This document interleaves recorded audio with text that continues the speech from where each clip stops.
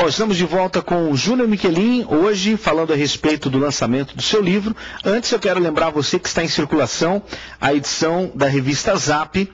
Você está vendo aí a edição do mês de dezembro, a edição que traz a capa com o caderno Casa e Companhia e deixa outro lado o caderno Carros e Motos. Essa edição ainda se encontra em circulação.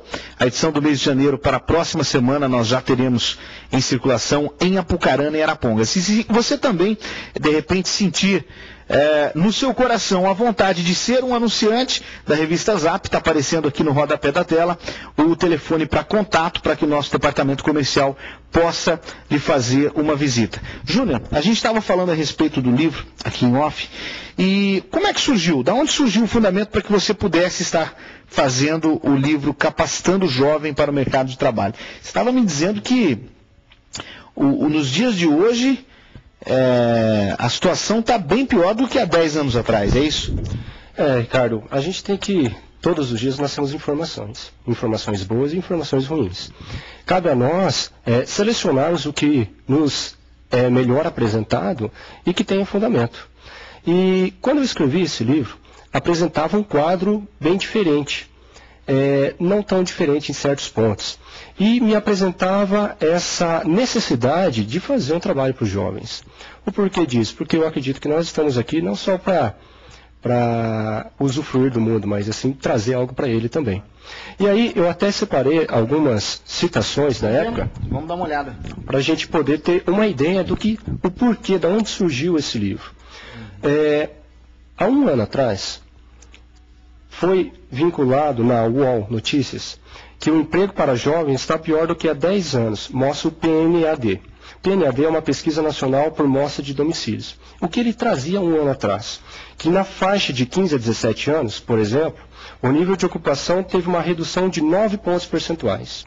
E ele acrescentava que no grupo de 18 a 19 anos, a queda foi mais de 3 pontos.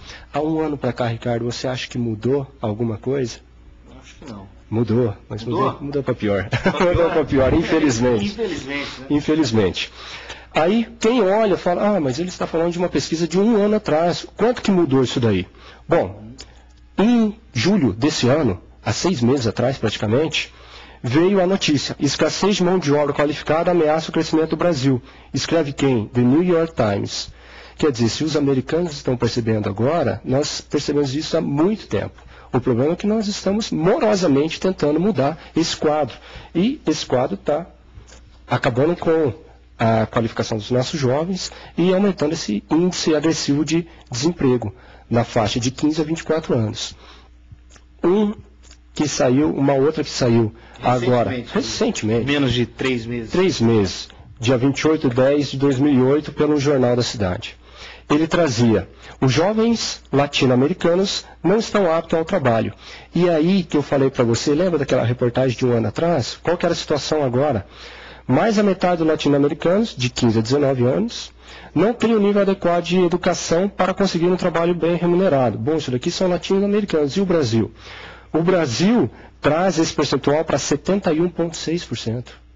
Então, é muito agressivo. 70% dos nossos futuros homens, futuros executivos, futuros políticos e assim por diante, não estão aptos.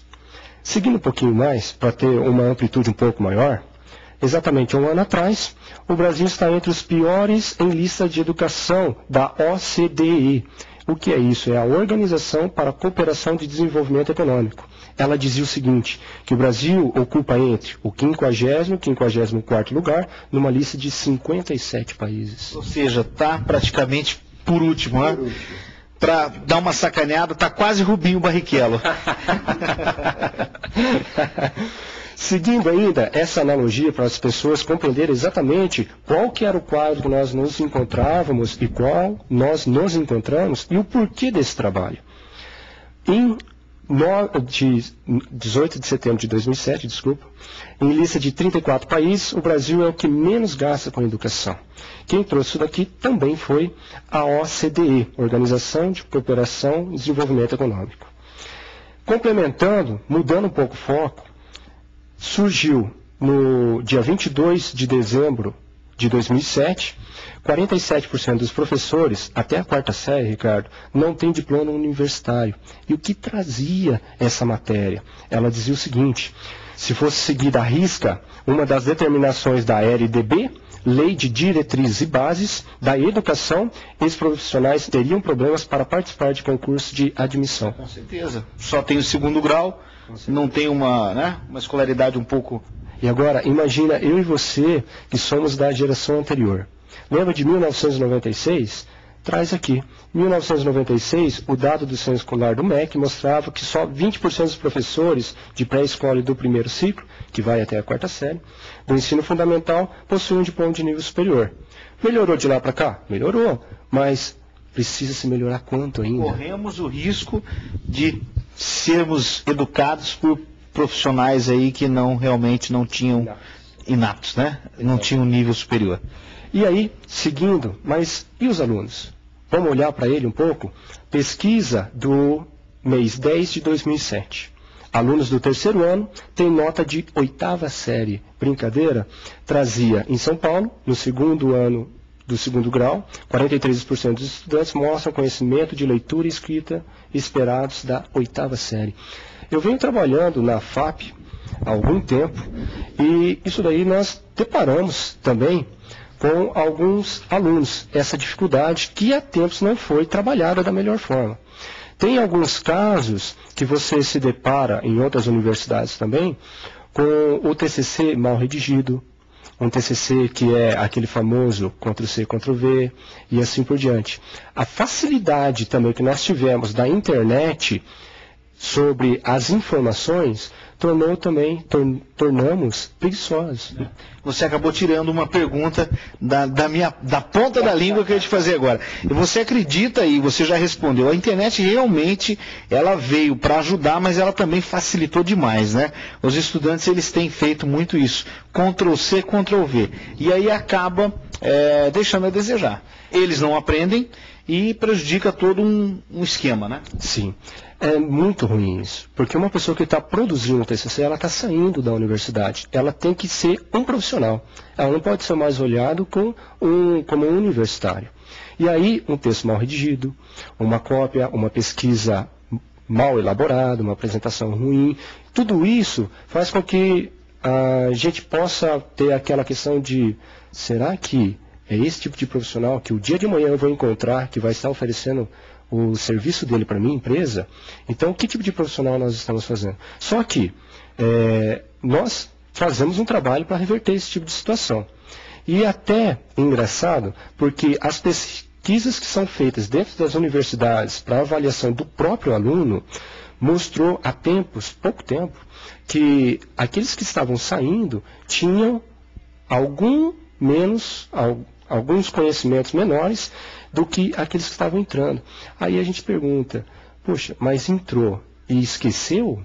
Não, é porque os outros que estão entrando, eles estão mais espertos. O mundo mudou para eles mais rápido que mudou para nós. Por exemplo, eu tenho uma sobrinha que ela tem 1 ano e meio. Ela assiste todo dia o Discovery Kids. E aí, todo o intervalo mostra os números, como você lê os números, como ele escreve e assim por diante, mostra as horas. E essa pessoa, essa criança que está na frente da televisão, está tendo muito mais informações.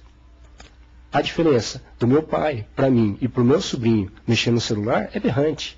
A nova tecnologia está na ponta do dedo deles. Hoje em dia, para uma criança aprender a mexer no computador, é só dar uma máquina dessa. Não, com certeza. Hoje você vê crianças aí de 6, 7 anos que já dominam o computador, entra na internet, joga com os amiguinhos online, né? É uma coisa fascinante, né? Fascinante, fascinante. E aí, voltando só a um pouco do tema, para a gente buscar essa abrangência no livro, foi vinculado, em janeiro deste ano, que 1 em cada 5 jovens não completou o ensino fundamental. Quer dizer, má qualificação de alguns professores, os jovens também não buscam essa qualificação para eles. E até é engraçado porque o livro ele é mais procurado pelos pais, porque eles têm total preocupação para com o filho, que em muitos casos não vai ler tanto, né? Então ele precisa de uma ajudinha também. É um dos públicos-alvos. Seguindo a ideia, Outra que foi vinculada há um ano atrás, mercado de trabalho, apenas conhecimento não basta para a conquista de vaga. Então o livro ele também não traz só aquele conhecimento cognitivo que você aprende nos bancos escolares, mas ele traz também os valores que o profissional precisa ter, como o valor de liderança, um valor de recursos humanos, o espírito de competitividade, que hoje em dia é muito aflorado, e assim por diante. Seguindo, só para finalizar, Ricardo, para ter uma ideia um pouquinho mais ampla também, no Globo foi vinculado em setembro de 2007 que o planejamento é a palavra-chave para o jovem entrar no mercado de trabalho. O que eu me deparei? Poxa, precisa de um planejamento. Alguém precisa chegar para um jovem desse e explicar, olha, você não pode continuar dessa maneira, senão no dia de amanhã você pode sofrer consequências.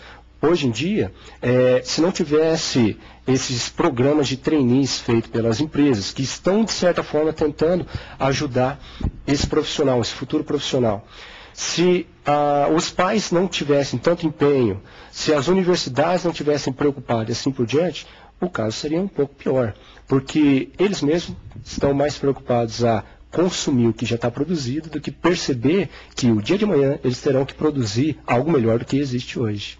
Então, frente a tudo isso, eu resolvi responder o porquê da situação atual, através de pesquisas e fundamentações, o porquê que a concentração do desemprego está tão aflorada, tão concentrada no jovem de 14 a 24 anos, e o que fazer para mudar esse quadro. Foi esse o intuito do livro.